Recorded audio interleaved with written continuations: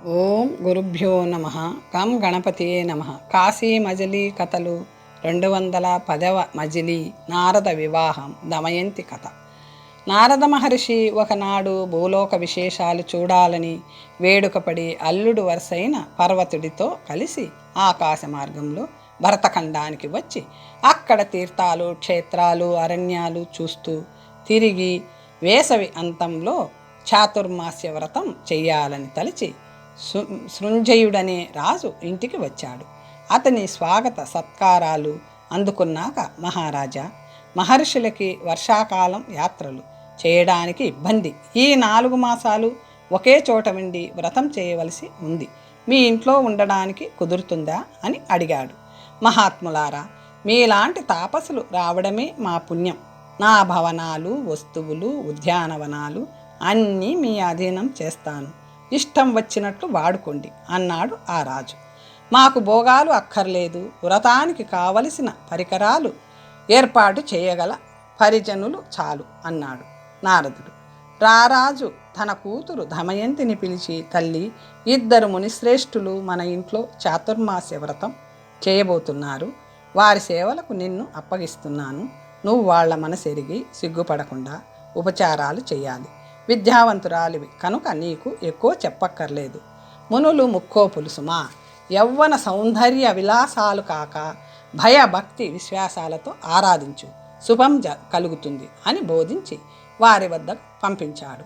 దమయంతి ఎతుల కంటే ముందుగా లేచి వారి బట్టలు ఉతకడం, స్నానానికి నీళ్లు పెట్టడం, వేదికలను అలికి ముగ్గులు పెట్టడం, పూజా ద్రవ్యాలు సిద్ధం చేయడం, వండి వడ్డించడం మొదలైనవన్నీ చేస్తూ వారిద్దరిని సమానంగా ఆరాధించసాగింది. వాళ్ళు వేదాధ్యయనం చేస్తూ వ్రతాన్ని నియమం ప్రకారం జరుపసాగారు. ఒకనాడు నారదుడు తన వీణ మీద గాయత్రి మంత్రాన్ని స్వరం కల్పించి మృదు మధురంగా పాడసాగాడు. సంగీతం అంటే ఎంతో ప్రీతిగల దమయంతి పశు పక్షాదులు సైతం పరవశించే ఆ సంగీతానికి తన్మయత్వం స్వీకరించి అనురాగ సముద్రంలో మునిగిపోయింది. ఆ మహర్షి పాడిన వీణ కట్టి పెడుతుంటే నమస్కరించి, మహాత్మా, నాకు కొంచెం సంగీత ప్రవేశం ఉంది. గాయకులలో నాకంటే అధికులు లేరని గర్వపడేదాన్ని. కానీ ఇలాంటి రాగాలు, కల్పనలు భూలోకంలో నేను వినలేదు. మీది దేవగానం అనిపిస్తుంది. నారద మహర్షికి తప్ప మహర్షులకు గానాలాలస ఉండదు. మీరెవరో తెలపండి. మీరు నారద మహర్షి అయితే నేను మానవకోటిలో ఉత్తమరాలిని అవుతాను. నా జన్మ సార్థకమైనట్లే అంది. అప్పుడు నారదుడు నవ్వుతూ, నారదుడి కథ నువ్వు ఇది వరకు విన్నావా? అతని మీద నీకింత ప్రీతి ఎందుకు అని అడిగాడు. మహాత్మా, మునులలో నారదుడి లాంటి ఉత్తముడు మరెవరు? నాకు సంగీతం అంటే ఇష్టం కనుక అతను నాకు మరీ ఇష్టం అందామె. నన్ను నారదుడే అనుకో. నీకు ఏ రాగం ప్రియమో చెప్పు అని ఆ రాగం పాడి నేర్పాడు. దమయంతి, ఆహా, నేడు చాలా సుదినం. ఎన్నాళ్ళ నుండో దేవర దర్శనం చెయ్యాలని కోరుకుంటున్నాను. నా వ్రతం ఫలించింది అంటూ అతని పాదాలకు నుదురు తాకించి నమస్కరించింది. అది మొదలు అతను నిరంతరము వీణాగానమే చేయసాగాడు. ఆమె మిగిలిన పనులు వదిలి అది వింటూ కూర్చునేది. క్రమంగా ఆమె మనసు అతని ముందు లగ్నమయ్యింది. మునికి కూడా ఆమె మీద మోహం కలగసాగింది. ఆమెను దగ్గర కూర్చోబెట్టుకుని పాడుతూ గడపసాగాడు. కొన్ని రోజులు గడిచాక పర్వతుడు ఏకాంతంలో నారదుడితో, మామ, ఈ రాజపుత్రిక చేష్టలు మొదట ఉన్నట్లు ఇప్పుడు లేవు. మన ఇద్దరికీ చేసే పరిచర్యల్లో చాలా తేడా కనిపిస్తుంది. నీకు భర్తలా సేవలు చేస్తూ నాకు దాసునకులా చేస్తుంది. నువ్వు కూడా అలాగే ప్రవర్తిస్తున్నావు. నిజం చెప్పు అన్నాడు. పర్వత, నువ్వు అన్నట్లే ఆమె నన్ను భర్తగా కోరుకుంటూ ఉన్నట్లుంది. నా హృదయం కూడా మెత్తబడుతుంది. సిగ్గుతో చెప్పలేను, కోపించకు అని నారదుడు అనేసరికి అతను కోపంతో నిప్పులు చెరుగుతూ, మామ, ఏం పని చేశావు? ఇది వివేకమేనా? ఇద్దరిలోనూ భేదం రాకూడదు. బుద్ధిలో మార్పు వస్తే వెంటనే చెప్పాలి. ఆ నీతి మూలపెట్టి ఇలా చేస్తావా? నీ అందచందాలు చూసి కదా ఆమె నిన్ను ఆశించింది. ఇక నుంచి నీది కోతిముఖం అవుతుంది. ఆమె చూసి ఆనందించని నిన్ను మగనిగా చేసుకొని ఆనందించడానికి నన్ను అవమానించిన ఆ రాజపుత్రికకి ఇదే శిక్ష. నీ కోతి మొహాన్ని చూసి ఇక ఏం చేస్తుందో చూస్తాను అని శపించాడు. అందుకు నారదుడు, పర్వత, చిన్న తప్పుకే నన్ను ఇంతలా శపించావా? అసూయ తప్ప దీనివల్ల నీకేం వస్తుంది? సరే, దీనికి ప్రతిఫలం అనుభవించు. ఈ భూలోక నివాసమే నీకు శాశ్వతం అవుగాక. స్వర్గలోకం నీకిక ఆకాశ సుమమే. పో, నీ సవాస దోషమే అని తిరిగి శపించాడు. పర్వతుడు పశ్చాత్తాపడుతూ ఎక్కడికో పోయాడు. నారదుడు కోతిముఖాన్ని అటువైపు తిప్పుకొని రాజపుత్రికకి ఎప్పటిలాగే సంగీతం వినిపించసాగాడు. దమయంతి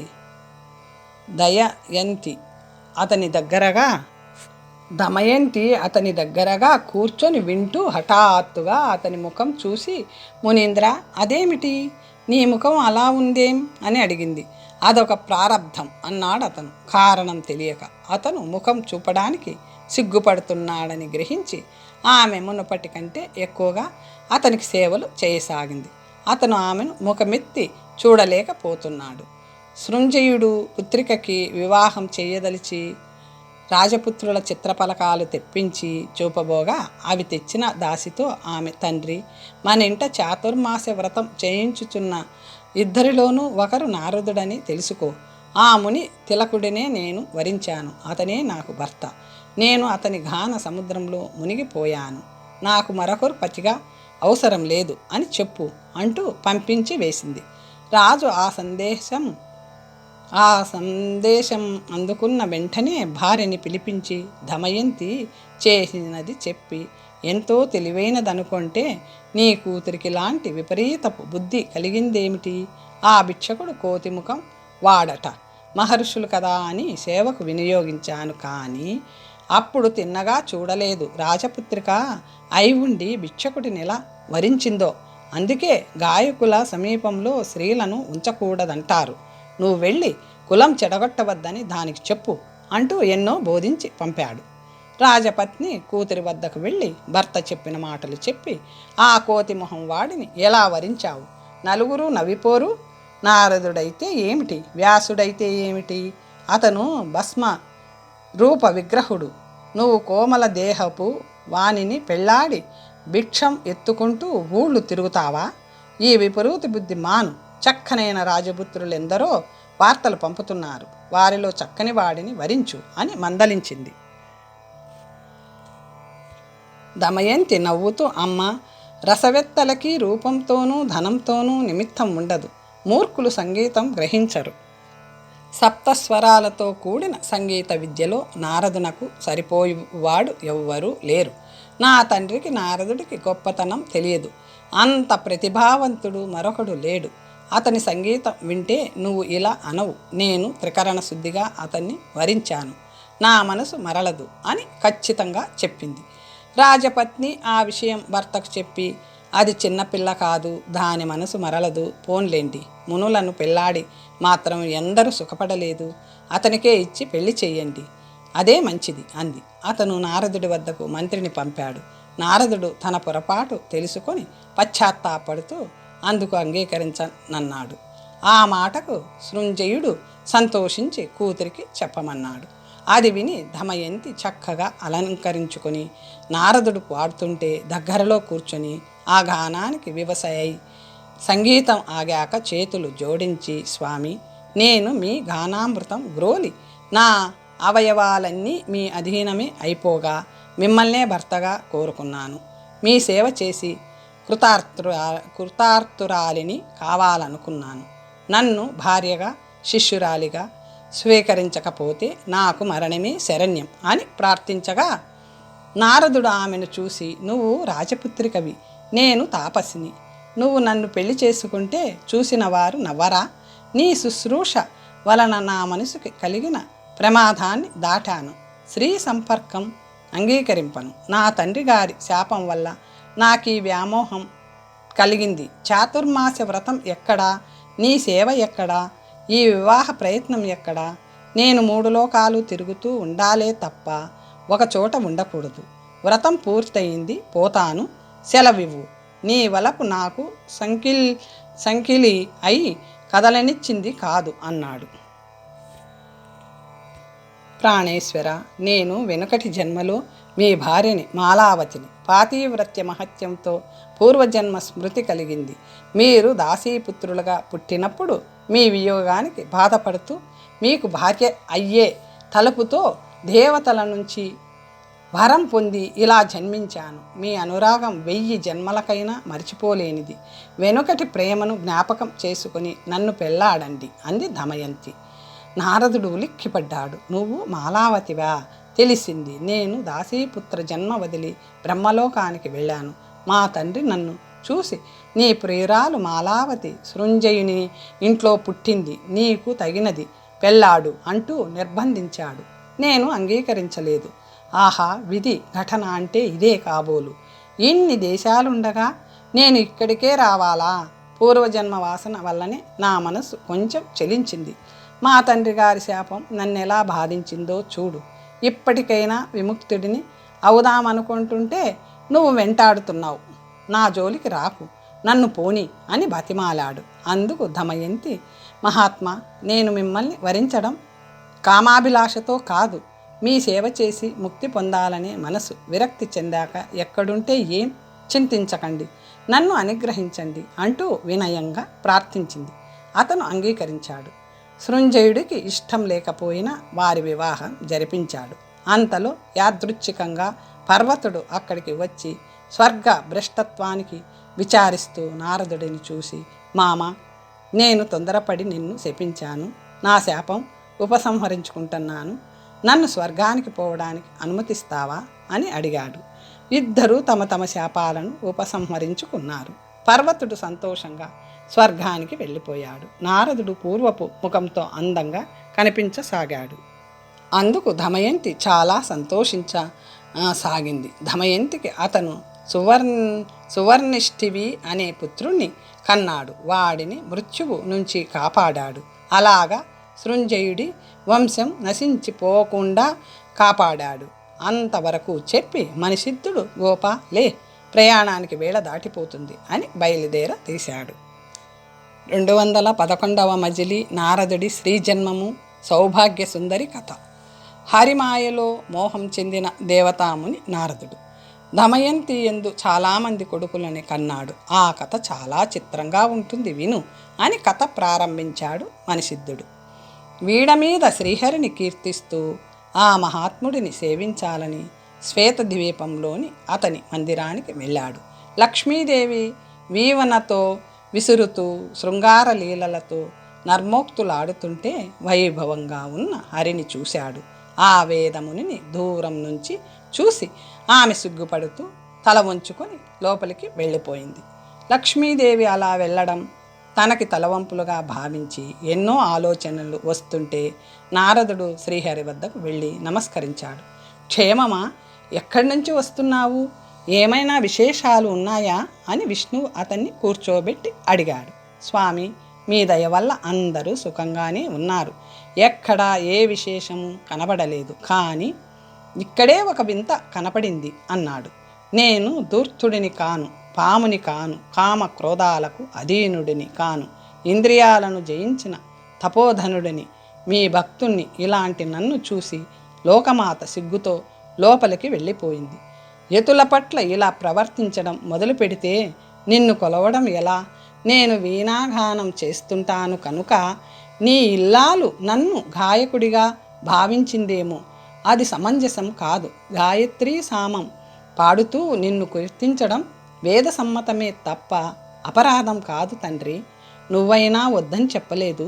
నీ సేవకుడినైనా నన్ను చూసి లోపలికి వెళ్ళడం నాకు చాలా అవమానకరంగా ఉంది అని నారదుడు వాపోయే సరికి విష్ణువు నవ్వుతూ, మాయ యొక్క ప్రభావం తెలియక నువ్వు అలా అయ్యావు. మాయ బలం తెలుసుకోవడం బ్రహ్మాదులకు కూడా తరం కాదు. మాయని ఎవరు జయించలేరు.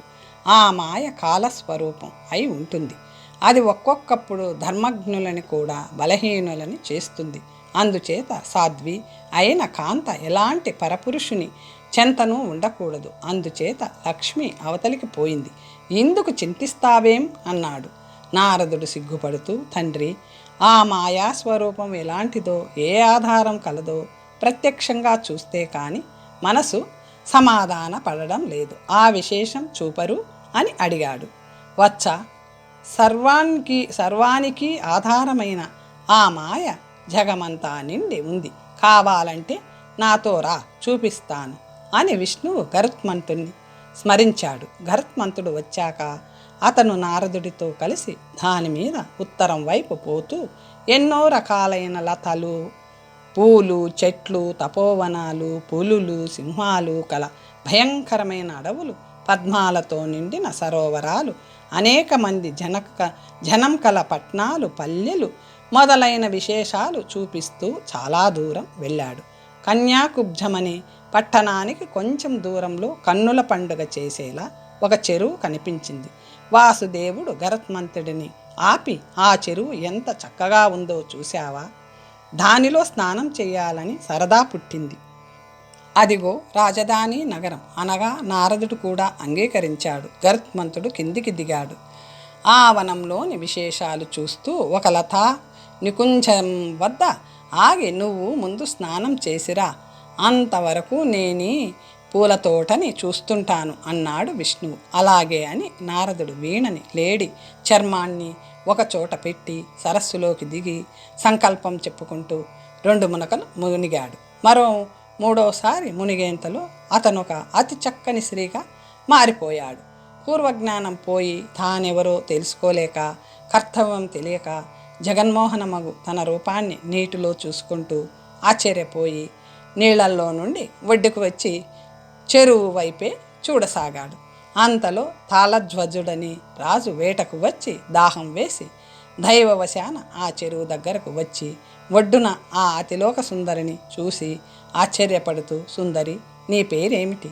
నీ రూప లావణ్యాలు చూస్తుంటే ఏ దేవకన్యవో అనిపిస్తున్నావు. నీ సౌందర్యం చూస్తుంటే మనసు చెలిస్తుంది. చెరువు వైపు చూస్తున్నావు. నీ వారెవరైనా ఉన్నారా అన్నాడు. నా పేరు తాళధ్వజుడు, కాళీ భక్తుడిని. కన్యాకుబ్జ నగరాన్ని రాజధానిగా చేసుకొని పాలిస్తున్నాను. రాజుని. నీలాంటి రూపవతి లభింపక పెళ్లాడలేదు. నువ్వు నన్ను వివాహం చేసుకుంటే నన్ను మించిన భాగ్యవంతుడు ఉండడు. నా సర్వం నీ అధీనం చేస్తాను, నన్ను అనుగ్రహించు అని ప్రార్థించాడు. అతని సౌందర్యానికి ఆశ్చర్యపోతూ ఆమె మెల్లగా, నీ చరిత్ర నాకేమీ తెలియదు.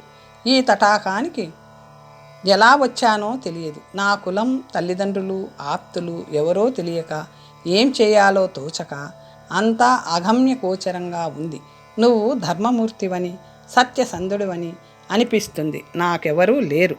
నేను నీ అధీనమవుతాను, ఏలుకో అంది. ఆ మాటలకు రాజు ఆనందపడి సేవకులను పిలిచి ఆమెకొక చక్కని పల్లకి తెప్పించి దానిలో కన్యాకుబ్జ నగరానికి తీసుకెళ్ళి అంతఃపురం చేర్చాడు. కొద్ది రోజులలో వారి వివాహం జరిగింది. ఆమెను ముట్టుకుంటే కందిపోతుందేమో, పలకరిస్తే అలసిపోతుందేమో అని సందేహిస్తూ ఆమెకు పరిచర్యలు చేయడమే శుభమవుతుందంటూ అతను వీణ అందుకొని గానం చేయసాగాడు. ఆమె తప్పులు చూపించి తాను వీణ తీసుకొని రాగాలు పలికించింది. అతనెంతో హాయిగా అనిపించింది.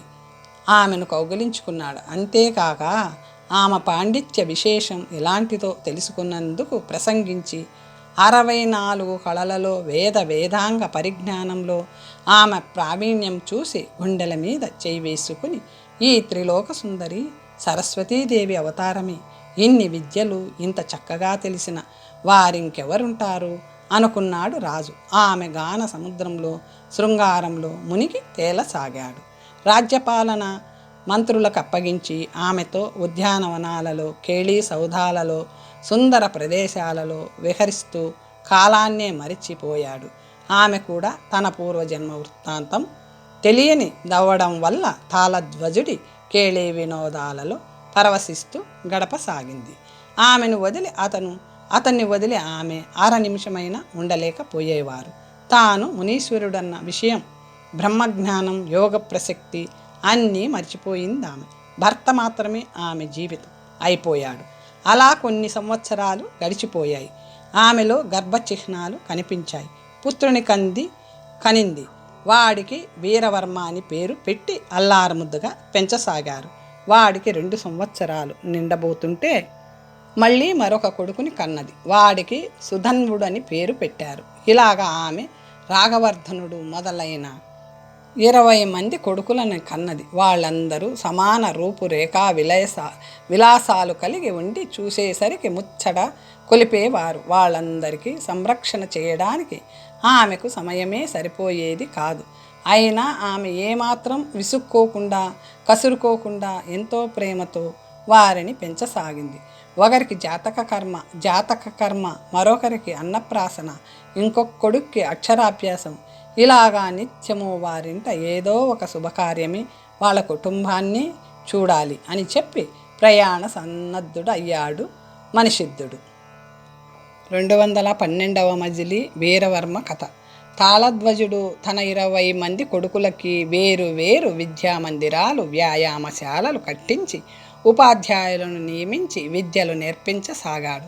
వారిలో వీరవర్మ సుధన్వుడు 16 ఏళ్ళు వచ్చేసరికి ధనుర్వేదమంతా ఆపోసన పట్టారు. మిగిలిన విద్యలు కూడా చక్కగా నేర్చుకుని ప్రజ్ఞ సంపాదించారు. ఒకనాడు వీరవర్మ తమ్ముడితో కలిసి తండ్రి వద్దకు పోయి, ఆర్య, మేము నేర్చిన ధనుర్విద్యా ఫలం చూడటానికి దిగ్విజయ యాత్ర చేయాలని ఉంది, అందుకు అనుజ్ఞ ఇవ్వండి అని కోరారు. అతను మీ తల్లిని అడగండి అన్నాడు. వారు అక్కడే ఉన్న తల్లికి నమస్కరించి తన అభిలాష తెలిపారు. ఆమె, బిడ్డలారా, మిమ్మల్ని చూడకుండా ఉండలేను. మీరు విదేశయాత్రకి వెళ్తే బతకగలనా? దిగ్విజయం అంటే మాటలా? మహాసూరులతో యుద్ధం చేయాలి. మీ మృదువైన శరీరాలను శత్రువులు బాణాలు వేసి గాయపరుస్తారు. జయాపజయాలు దైవాధీనాలు. పట్టభద్రులై రాజ్యం చేస్తూ ఇంటి దగ్గర సుఖంగా ఉండక కయ్యానికి కాలు దువ్వడం ఎందుకు అంది. వీరవర్మ నవ్వుతూ, తల్లి, నువ్వు క్షత్రియ పుత్రికవు కావా? ఏం మునికన్యలా పెరికి మాటలు ఆడుతావేం? రాజపుత్రులకి యుద్ధం చేయకుండా పేరెలా వస్తుంది? 6 నెలలలో తిరిగి వస్తాం. ఆటంకం చెప్పక అనుమతించు అన్నాడు. ఆమె ఇంకేమీ అనలేక విజయం పొందండి అని దీవించి పంపింది. వాళ్ళు శుభముహూర్తంలో బలగాలతో బయలుదేరారు. తూర్పు దిక్కుగా వెళ్ళి అంగ వంగ కళింగాది దేశాలను జయించారు. తరువాత ఎందరో రాజులను తమ పరాక్రమంతో పాదాక్రాంతులను చేసుకుని తల్లి చెప్పిన గడువు దాటకుండా ఇల్లు చేరుకుందామని తిరిగి వస్తూ ఒక అరణ్యంలో ఎండగా ఉందని ఆగారు. కొంతసేపు తమ బలగాలతో విశ్రమించి మళ్ళీ బయలుదేరబోతుంటే లతా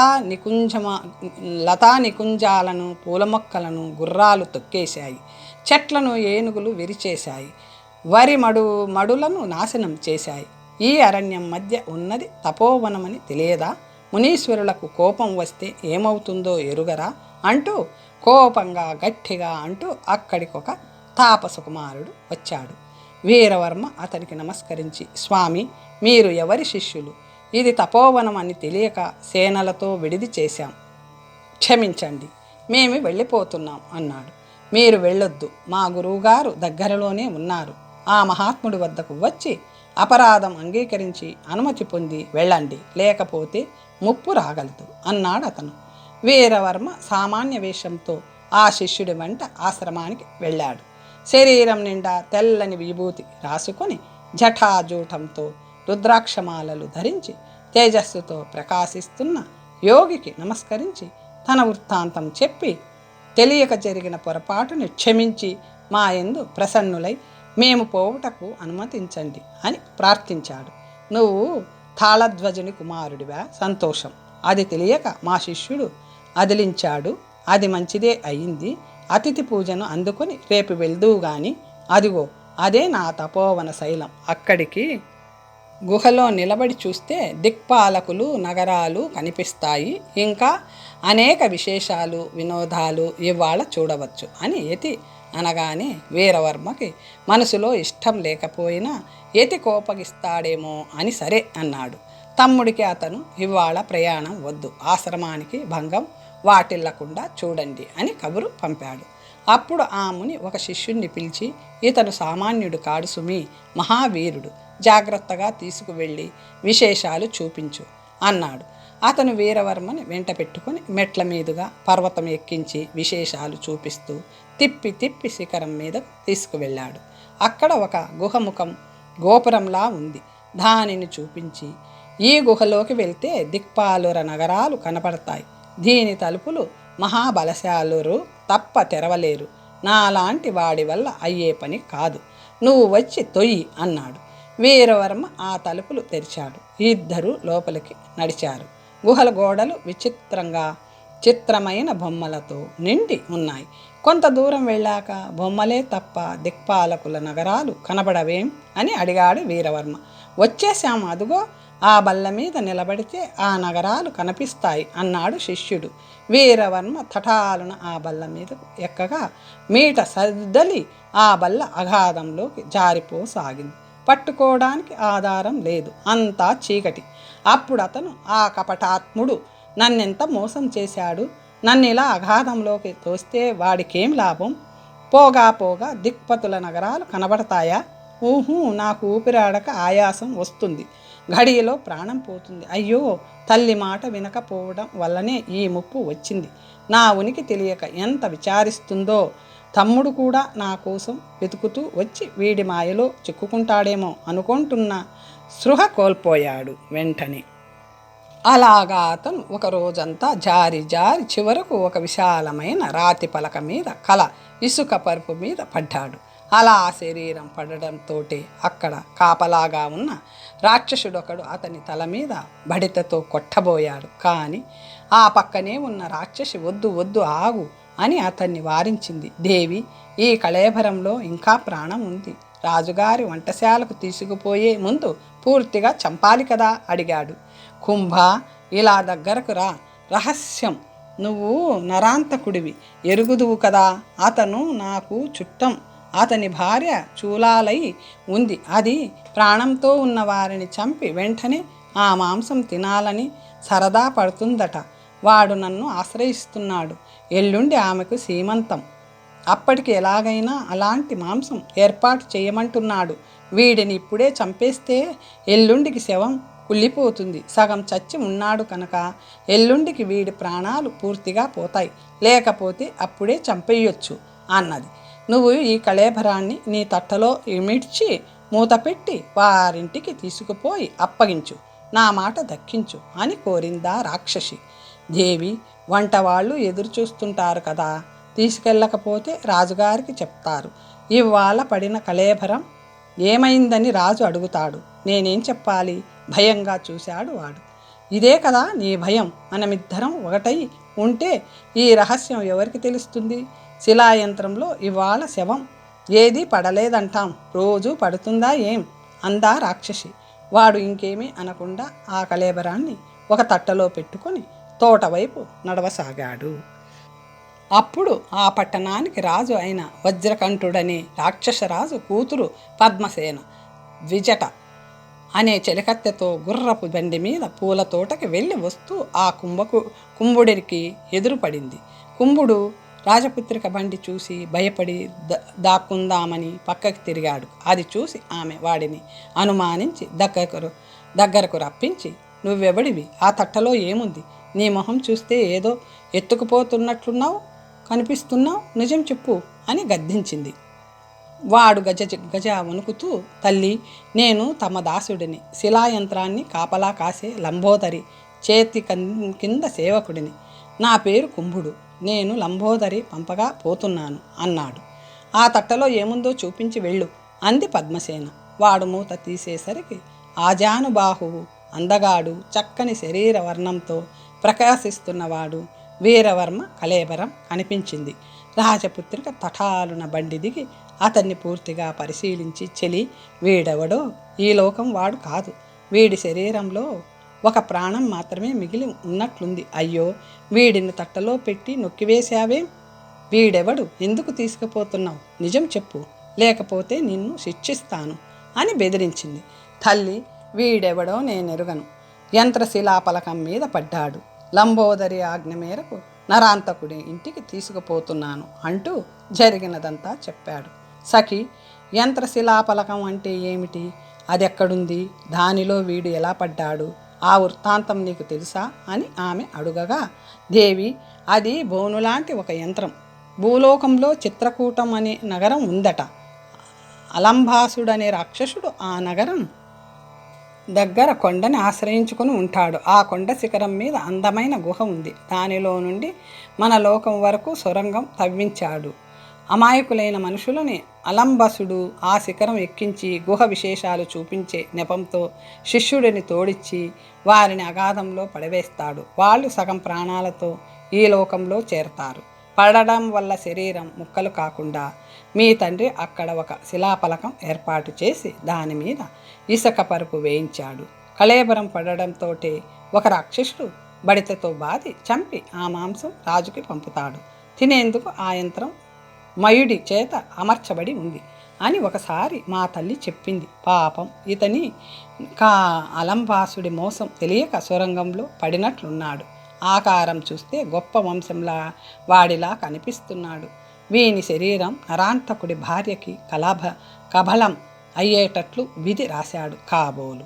అది ఎలా తప్పుతుంది అని చెప్పింది సఖి. అది కాదు, దైవ సంకల్పం మరోలా ఉండబట్టే ఇతను మన కంట పడ్డాడేమో. ఇతన్ని ఇంటికి తీసుకుపోయి బతికిద్దాం. వృత్తాంతం విన్నాక కర్తవ్యం ఆలోచిద్దాం. వీడి అందం నన్ను ఆకర్షిస్తుంది. వీడు బతికితే నా పుణ్యం ఫలించినట్లే అంటూ ఏవేవో చెప్పి పద్మసేన ఆమెను అంగీకరింప చేసింది. అప్పుడు సఖి, ఓరి కుంభా, రాజుగారు తినవలసిన నరమాంసాన్ని వారికి తెలియకుండా ఇతరులకు ఇవ్వాలని తీసుకుపోవడం ఎలాంటి అపరాధమో తెలియదా? పో, రాజకుమార్తె మంచిది కనుక నిన్ను క్షమించి వదిలేస్తుంది. ఈ కళేబరాన్ని మేము తీసుకుపోతాం అని అతని శరీరం నవ్వకుండా బండిలో ఎక్కించి వస్త్రం కప్పి అంతఃపురానికి తీసుకుపోయింది. నెల రోజుల పాటు ఎన్నో సపర్యలు చేయగా అతను కళ్ళు తెరిచి చూశాడు. అగాధంలో పడిన నేను ఈ దివ్య భవనంలోకి ఎలా వచ్చాను? నాకు ఉపచారాలు చేస్తున్న ఈ యువతులెవరు? ఇది స్వర్గలోకమా? అయి ఉండవచ్చు. ఆ గుహలో నుంచి దిక్పాలురు నగరాలు కనిపిస్తాయని ఆ యతి చెప్పాడు కదా. అనవసరంగా అతన్ని తిట్టుకున్నాను. పాపం, క్షమించుగాక. వీళ్ళు దేవకన్యకలు అని అతను అనుకుంటుండగా రాజపుత్రిక వచ్చి అతని పక్కన కూర్చొని ముఖం తుడుస్తూ బంగారు గిన్నెతో పాలు ఇస్తూ, సుందరుడా, నా పుణ్యం కొద్దీ బతికావు. నోరు తెరిచి ఈ పాలు తాగు అంటూ అతనికి పాలు పట్టింది. తాగి ఆమె ముఖం చూస్తూ, ఇది ఏ లోకం? నువ్వెవరివి? నేను ఇక్కడికి ఎలా వచ్చాను అని అడిగాడు. ఆమె చిరునవ్వు నవ్వుతూ, మీరే దేశం వారో ఎవరో ఇక్కడికి ఎలా వచ్చారో ముందు చెప్పండి, తరువాత నేను మా కథ చెబుతాను అంది. అతను అగాధంలో పడే వరకు తన వృత్తాంతం చెప్పాడు. మునీశ్వరుడు చెప్పినట్లు ఇది దిక్పతుల నగరాలలో ఒకటి అయి ఉండాలి. నువ్వు దేవకన్యం అయి ఉండాలి అన్నాడు వీరవర్మ. ఆమె నవ్వుతూ, మీరు చెప్పాక మరోలా ఎందుకు అవుతుంది?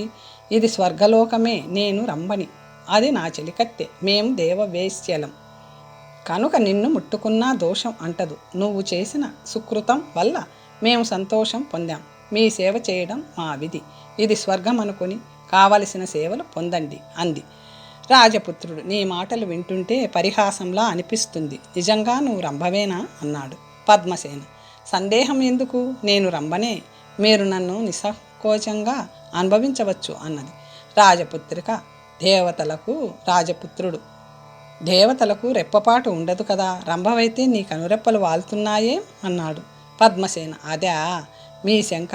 పురాణాల్లో అన్నీ నిజమే అనుకుంటున్నారా? పూర్వకాలంలో అలాగే ఉండేవి. చాలా కాలం అలాగా ఉండి ఉండి బరువెక్కి ఇప్పుడు రెప్పలు వాలిపోతున్నాయి అన్నది.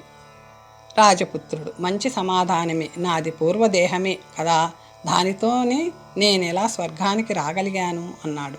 పద్మసేన, మహర్షి దయవలన అన్నది. రాజపుత్రుడు, నేను మళ్ళీ మా దేశానికి పోతానా అన్నాడు.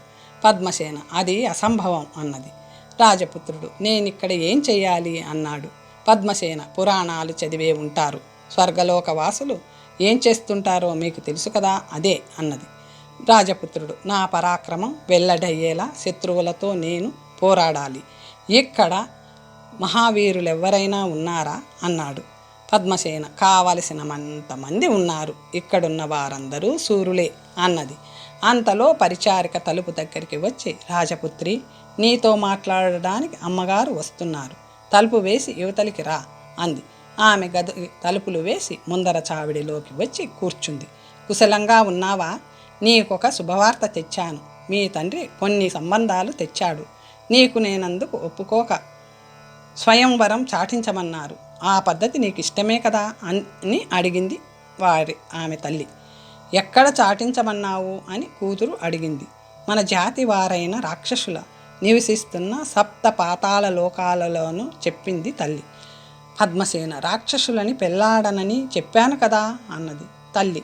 రాక్షసులకి కాక మీ తండ్రి శత్రువులైన దేవతలకో ఆహారమైన మనుషులకో నిన్నిస్తాడనుకుంటున్నావా అన్నది పద్మసేన. నాకు రాక్షస జాతి నచ్చదు అన్నది తల్లి.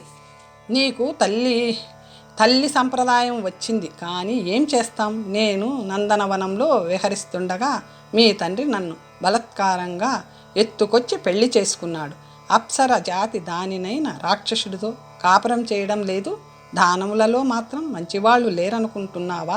ప్రహ్లాదుడు, బలి మొదలైన వాళ్ళు దానవులు కారా అన్నది పద్మసేన.